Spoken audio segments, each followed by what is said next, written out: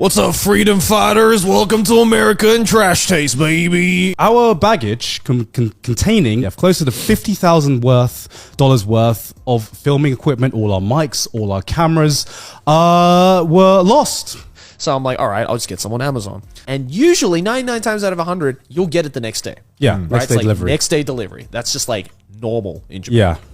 So I thought it would be the same here. Yeah. They do have next day delivery. If you would like to pay 500% more for shipping. Dichotomy is like, okay, this big company does bad thing, but it's like the reason why it's doing bad thing is because people don't want to do anything else. It's because they have no fucking incentive to give a shit about their job, right? No. And I get it. One thing I've really missed is walking. Like, a lot of America as a whole is just not built for walking at all. Because I still remember you sent me the address on Google Maps, and I was like, oh, sick. It's like literally just around the corner from our hotel. So I was just like, let's just fucking walk it. It was like a 3-minute walk, right? And the moment we got to your street, it was just this dark alleyway. And I'm like, this can't be right. Yeah. And then from all the way across the alleyway, I could just hear you going, over here. I remember a long time ago, Connor, you were saying that you wanted to live in America.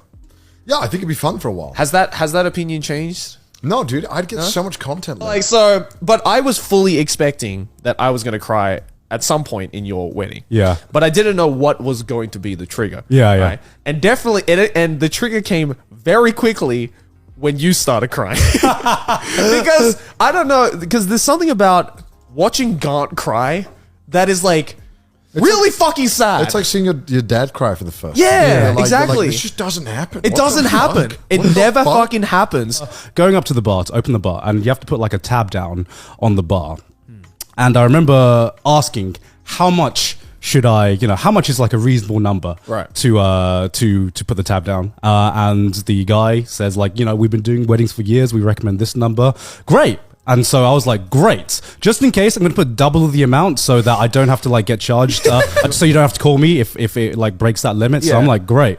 And so how it works is that however much you don't spend, they'll refund you. So about like a few days after the wedding, I give them an email to be like, oh great, can I get the refund please? How much was not used on the tab? Yeah. And I wait a few days because it was like bank holiday or something. And then I get an email back. Processing all this fucking transaction. And then I get an email back. And they're like, oh, great. We can refund you a grand total of £1.40. I'm like, let's try sleeping on the floor, on the hard floor. And for some reason, I don't know if it's just like these like Asian genes or something, where it just felt like I was home again. And I just like immediately conked out. Oh my God. I don't know, right? Like I was. Were you reminded of your monk days, like sleeping on the temple floor? Pretty much. I don't know. It felt like I was sleeping on like a fucking futon or something. I don't know what it was, but I was sleeping on the floor. But like I just immediately conked out after like sleeping on like a nice comfy bed. I was just like, oh my God, here it comes. Is that Guts' thing? Really? It was like that moment, right? Where it's just like, wow, they're actually using Guts' theme. All right. Yeah. Like, there was a split second where I was about to start laughing. Yeah. But then I was like, again, seeing you and then seeing Sydney, I was just like, no, this is like, this is the right choice. Yeah. Because I remember Sydney was telling me that, before Sydney comes out, all the bridesmaids walk out. Yeah. So if you are familiar with Guts' theme, there's like the intro bit, and then there's like the voice. There's the voice of the guy going. And I remember thinking, I see all the bridesmaids walk out, and I'm like, "Where's Sydney? Where's Sydney?" Yeah. And as soon as like the fucking comes out, she just appears, right? The most important. Yeah, and she goes, "Do you?" Garnt. And everyone in the room was like, yeah, she did it.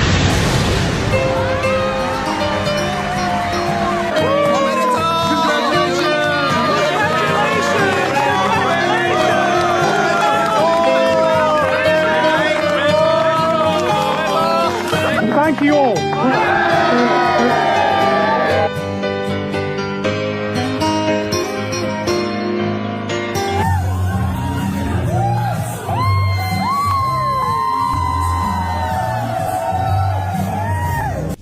And obviously, like, everyone's laughing, everyone's like applauding and everything. And then I turn over to Mei Lin and I see Mei Lin's mouth moving and she says, oh, blah, blah, blah. And I'm just like, what? And I think, oh, she must be saying, oh, your size is so cute or something. Yeah. Congratulations. I go closer to be like, Mei Lin, what'd you say? And she goes, lick it, lick her. And I'm like, what the fuck? But I'm like, okay, I'm fuck. I'll do it for you, Mei Lin. Jan is standing there, full suit, sunglasses, with a cigarette in his hand, just talking to a homeless dude. Because Mudan flew in from Estonia just to basically come to this wedding. Yeah. And then Mudan comes in, and then Connor's like, Mudan, I got something for you. He reaches into his bag and brings out the hard disk of the previous Trash Taste episodes that we had just filmed in England. Yeah. My mum's like, watch this. And she downs the bottle of beer. Like, she doesn't even like say, do you want me to down this? Yeah. This time she just goes, watch this. Yeah. And she downs it. Walks away. And Sydney's like, Mummy, I'm kind of busy right now.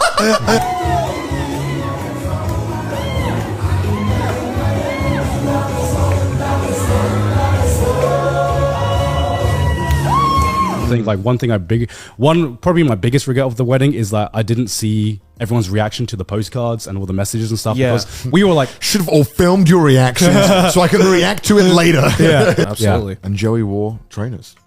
Yeah. Oh yeah. We're gonna talk about that. I was like, shit, I forgot to bring my suit shoes. Yeah. Right. And so in the back of my head, I was like, well, I'm in London for like an entire week. I'll just like pop over to a shoe store, buy some nice shoes. Right? Yeah. I got a little bit ham in London. Chris took me out of London as well. To like, 'cause we went filming to a bunch of places. And I actually got to see like the countryside of London. I got to see Stonehenge. Oh, did you actually? Yeah, we went to Stonehenge. It's really disappointing, isn't it? Yeah. So we stopped by this village and we got to the entrance of the village and there's like this old dude standing there. Right. And he like kind of flags us down. Like, hey. Yeah. And so Chris is like, all right, this what's happening? And we drive up to him and he's like, yeah, what's the problem? And the guy goes, are you here to see the duck race? And we're like, what? It's like, oh, there's a duck race happening, so make sure to drive nice and slowly across this road, okay? And we're like, a duck race. A duck race. And sure enough, we drive maybe about 50 meters, and there's just this gathering of about 10 to 20 like old people just watching these ducks.